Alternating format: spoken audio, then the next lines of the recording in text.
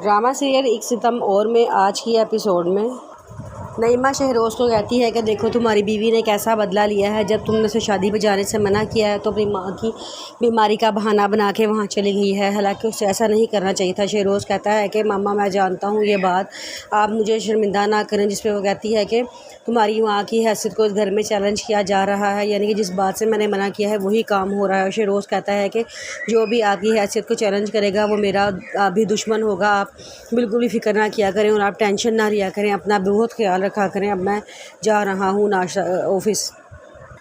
ये कह के शहरोज़ ऑफिस चला जाता है। उष्णा बहुत परेशान होती है, उसे अपनी मामा के साथ गुजरे हुए अच्छे वक्त याद आते हैं। उसे वो वक्त भी याद आता है जब उसकी मामा सदफ़ की शादी में शिरकत के लिए जा रही होती हैं। वो रोकती है कि मामा आप क्यों जा रही हैं। वो कहती हैं कि मुझे शादी में शिरकत करने के लिए जाने दें, क्योंकि मेरे 2 ही भाई हैं और उन दोनों की औलादों की शादी है, तो मुझे बड़ा शौक़ था इस शादी का और मैं वहाँ जाना चाहती हूँ, लेकिन तुम यहीं पर रहो, अपने हस्बैंड का ख्याल रखना और तुम शादी में ज़रूर शिरकत करना। वो कहती है ठीक है। इतनी ही देर में ज़ैनब का फ़ोन उष्णा को आ जाता है और वो कहती है कि उष्णा क्या हाल है आपका। उष्णा बातें करना शुरू कर देती है। बीच में उष्णा रोना शुरू हो जाती है। उसकी मम्मा कहती है कि क्या बात है, कोई परेशानी है या कोई वजह है, किसी वजह से तुम रो रही हो। कहती है नहीं कुछ नहीं हुआ। पहले तो वो कुछ नहीं बताती, लेकिन फिर वो अपनी मम्मा को सारी बात बता देती है कि मुझे शहरोज़ ने सुफियान के साथ देख लिया था, जिस पर वो मुझसे बहुत नाराज़ है और बहुत गुस्सा है। सारा कुछ आंटी नईमा करवा रही हैं।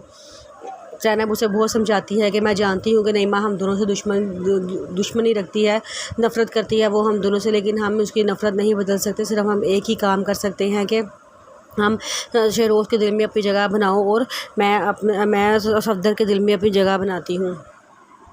वो उष्णा को बहुत समझाती है और फिर फ़ोन बंद कर देती है। फिर वो सफदर को फ़ोन करती है और कहती है कि आप देख रहे हैं सारे हालात। वो कहता है क्यों क्या हुआ है, तो वो बताती है कि उष्णा और शहरोज़ की आपस में अनबन हो गई है, क्योंकि उष्णा ने शहरोज़ के साथ वापस आना था, लेकिन सुफियान ने उसे रोक लिया। तो सुफियान को और उष्णा को शहरोज़ ने देख लिया है। अब वो उससे बहुत खफा है, तो वो कहता है कि हाँ बिल्कुल ठीक है, उसको नहीं जाना चाहिए था। अगर शहरोज़ ने उसको मना किया था तो उसको तो क्या आपको भी नहीं जाना चाहिए था। वो कहती है कि मैं तो मेरे भाई की बच्चों की शादी थी, मेरी तो मजबूरी थी और आप जानते हैं मैं किन हालात से वहाँ से आई हूँ। तो वो हर बात पे इल्ज़ाम ज़ैनब पे ही डाल रहा होता है। इस पर ज़ैनब बहुत मायूस होती है और फ़ोन बंद कर देती है। कहती है कि क्या आप लड़ाई की वजह मुझे ही समझते हैं, मैं और मेरी बेटी ही लड़ाई की वजह हम जानते हैं। नईमा आपा ने हम पे बहुत एहसान किया है, हमें अपने घर लेकर आई हैं, अपने घर में जगह दी है, लेकिन इसका मतलब ये तो नहीं ना है कि वो एहसान का बदला हमसे इस तरह उतारेंगी। वो कहता है कि आप नईमा को गलत समझ रही हैं। वो हर तरह से इल्ज़ाम ज़ैनब पर ही डालता है और फ़ोन बंद कर देता है। ज़ैनब फ़ोन बंद करके बहुत रोती है। सदफ़ अपने फैमिली में एडजस्ट नहीं हो रही होती। सब नाश्ते के टेबल पे बैठे होते हैं, तो सदफ़ वहाँ से उठ के अपने कमरे में आ जाती है। उसकी मम्मा पीछे आती हैं और कहती हैं तुम मेरी क्यों इंसल्ट करवा रही हो। वो कहती है कि उस डब्बे जैसे पोर्शन में मुझसे नहीं रहा जाता और उस कार्टून जैसे लड़के से के साथ तो मैं बिल्कुल भी गुजारा नहीं हो सकता। उसकी मम्मा कहती है कि वो तुम्हारा शौहर है, तुम कैसी बातें कर रही हो उसके बारे में। वो कहती है कि ये ज़बरदस्ती की शादी है और आपने करवाई है और मैं आपके साथ नहीं रहना चाहती। आप पापा को बता दें तो मैं जाके बता दूँगी। उसकी माँ कहती हैं तुम पापा से कोई बात नहीं करोगी और तुमने उसे के साथ ही रहना है।